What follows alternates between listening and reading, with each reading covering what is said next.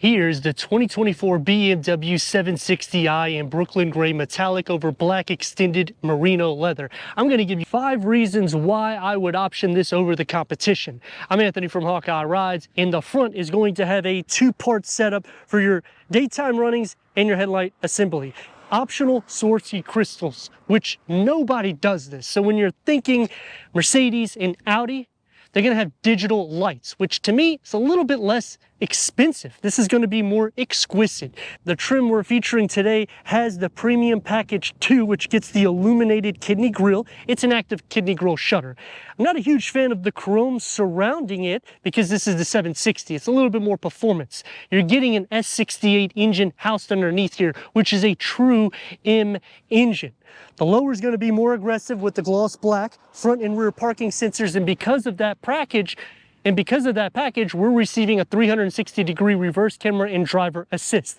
Housed underneath the hood, you guessed it, 4.4-liter BMW M-powered turbocharged, which is a twin turbo V8, producing 536 horsepower, 553 pound-feet of torque paired to a 8-speed ZF Sport automatic transmission. Now, BMW is quoting a 0 to 60 at 4.1 seconds. When you add the curb weight, which is nearly 5,100 pounds, that's pretty impressive with a standard X drive, 5.8 inches of clearance, which is the best in class compared to Mercedes and Audi, standard dual axle air suspension, so it's going to be a little bit more smooth and composed with 20-inch M-Aero bi-spoke alloy wheels.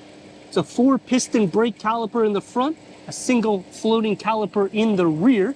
The G70 will get the gloss black surrounding the lower skirt, LED turn signals on the side view mirror, gloss black surrounding the whole roof, incorporating the pano moonroof.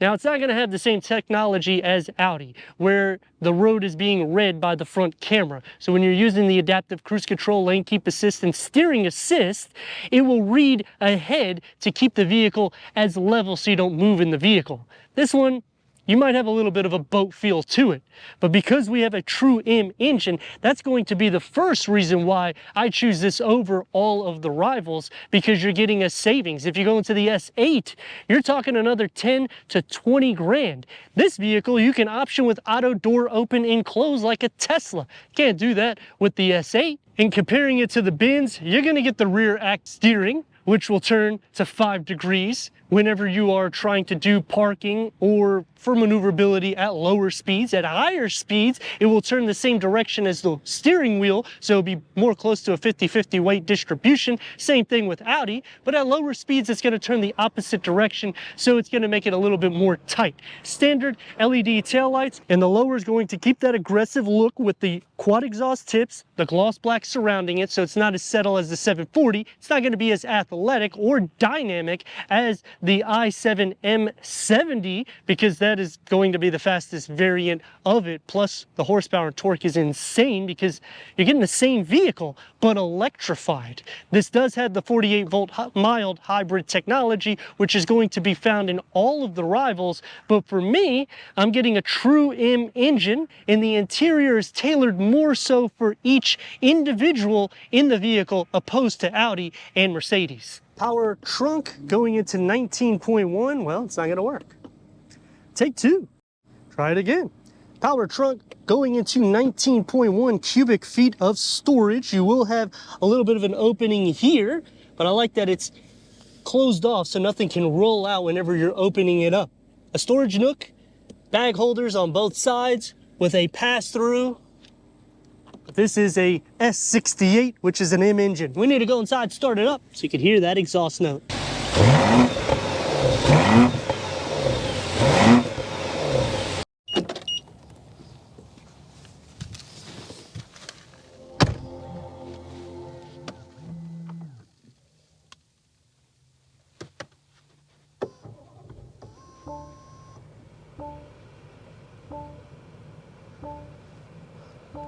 Black extended merino leather, heated, ventilated, option for massage, 28-way power seat adjustment. And you're going to start off with that being on the door.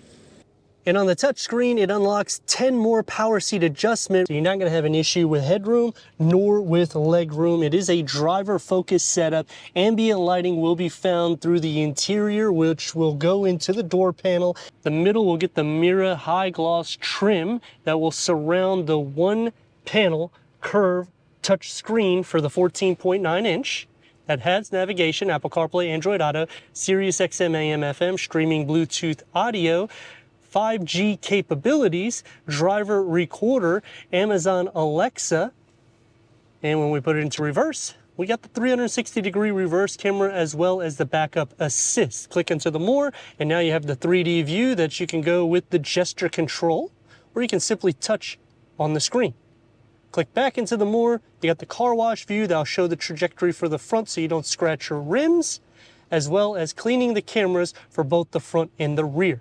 A digital touchpad to turn your air vents on and off. The top tier is going to get the SensaFin with the heads-up display that is huge, and you can change different layouts to this. So you can have a standard view, which is still going to be enormous, directional view, assist view, sport view, and you can reduce the view to make it a little bit smaller.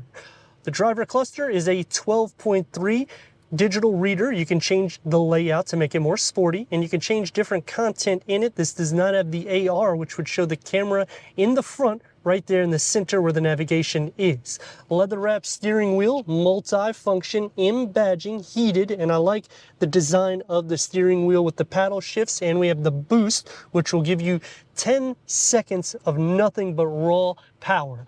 Auto dimming rear view mirror and a large panel moonroof that opens up from the back going towards the front. You can option the large screen that will cover up the whole moonroof.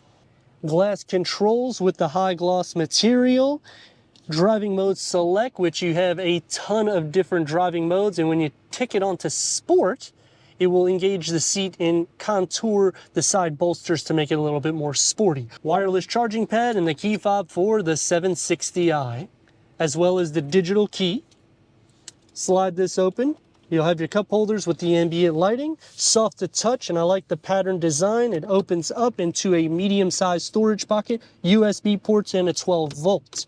The cool thing about the 7 Series is this is basically an SUV, but it's a sedan. The door is going to be soft everywhere where it needs. Not a huge fan of the plastic mesh. One touch up and down for the windows, a medium-sized storage pocket. The back seat is more than enough room. It's like a limousine. So headroom, legroom, no issue. And this is the third reason why I choose this over the competition, because in the center, you can actually fit somebody and you don't have to worry about configuring, because as you know, in the Audi, you have to fold this down in order to use basically the same thing that you're doing here, but it's on both of the sides.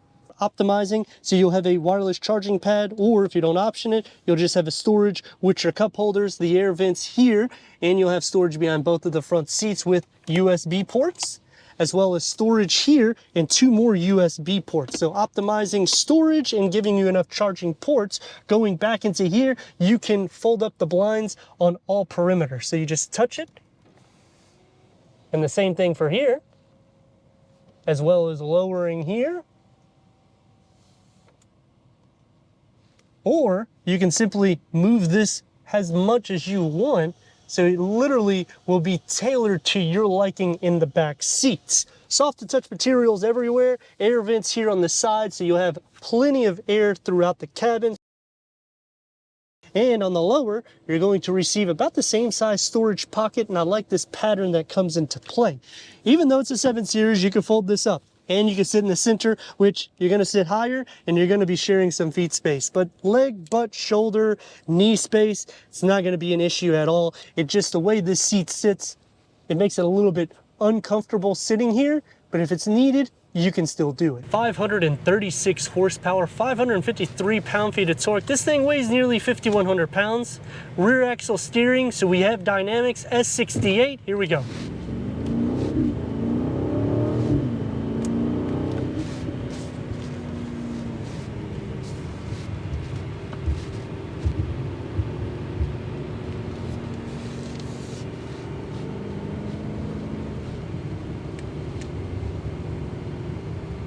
Doing an excellent job staying as planted as it is.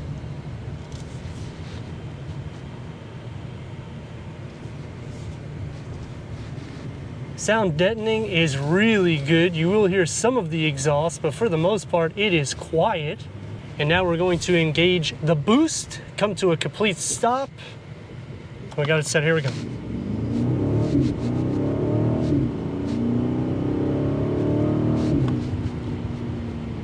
She is quick. Now we do have this one with the limiter, which means you will not be able to go over 4.5 RPMs even with boost engaged, but you will still get a dynamic ride. Now this is going to be standard on most M Performance variants, so you can go through the whole break-in process. But look at these dynamics. I mean, it's just crazy how athletic this is, considering it's over 212 inches long. And you can still have fun with it, which, don't get me wrong, when you go into Merc or Audi, you're gonna have fun with them too.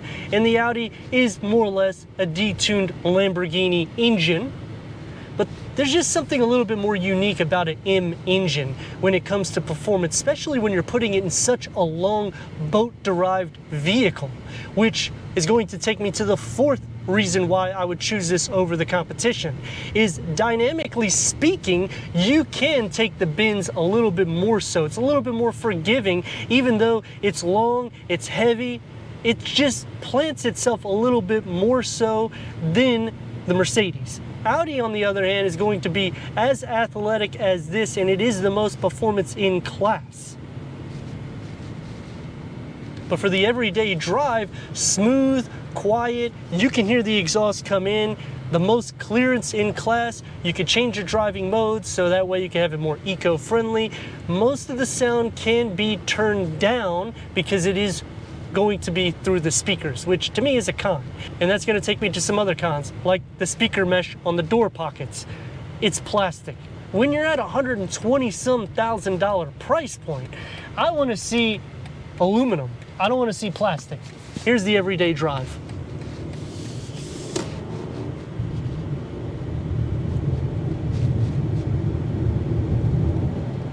I mean, we're riding on 20s. The air suspension holds it well. You don't feel a lot of the imperfections. It's going to be a little bit less power when you're putting it into like an efficient mode or even a comfort mode. So I would say the best drive is going to be your personal settings or going into sport. But overall luxury, hands down, is the fifth reason why I would choose this over the competition, because it is boasting the most. When you get into Mercedes, you're getting a lot more plastic interior, and it's going to be the same thing when you're going into Audi. They even charge a premium for the high gloss black, which will take out some of the leather aesthetics in the interior. And if you want the leather aesthetics, you have to pay more money for it. Don't get me wrong, you have to pay for extra features and options as well in the BMW. But going into the 760i, you're getting more plush amenities that's standard, and some of the features like the auto open and close for the doors, something you don't have to option, but it is nice to have it. Braking, you can stop on a dime, and for something that weighs nearly 5,100 pounds, it's just impressive overall. Taking me to a few more cons. The Audi, I like the way their air vents open up and close, so it's more seamless for the dash opposed to this digital to open and close. Now, Audi also does the same thing, it just looks a little bit more classy because you'll see that wood interior because it literally hides the vents if you're not using them. As for the drive, the steering is going to be forgiving. You have the rear axle steering as well, so it makes it easier for you to plant the car if you really need to take some bends hard. And if you need to maneuver in and out of traffic, it's going to be light.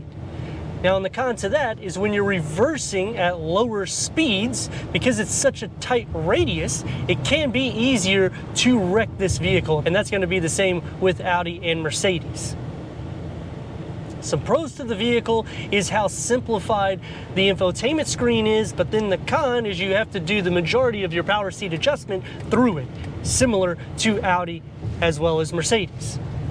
Storage could be a little bit more optimal because this is a more executive style vehicle, meaning it should have a little bit more cup holders, maybe a tray for computers, because usually when you start getting at this price point, in some cases you may start wanting to get a chauffeur because this is basically a Rolls-Royce badged as a BMW. And when you're thinking about all that executive style, it's tailored within performance, which means the S68, just check it out, mashing on the gas, you barely have any lag in the vehicle. And if all of this isn't enough to attract you to the 760i, check this out. Turn radius, because we got the rear axle steering, barely a lane and a half. S68, let's rock and roll.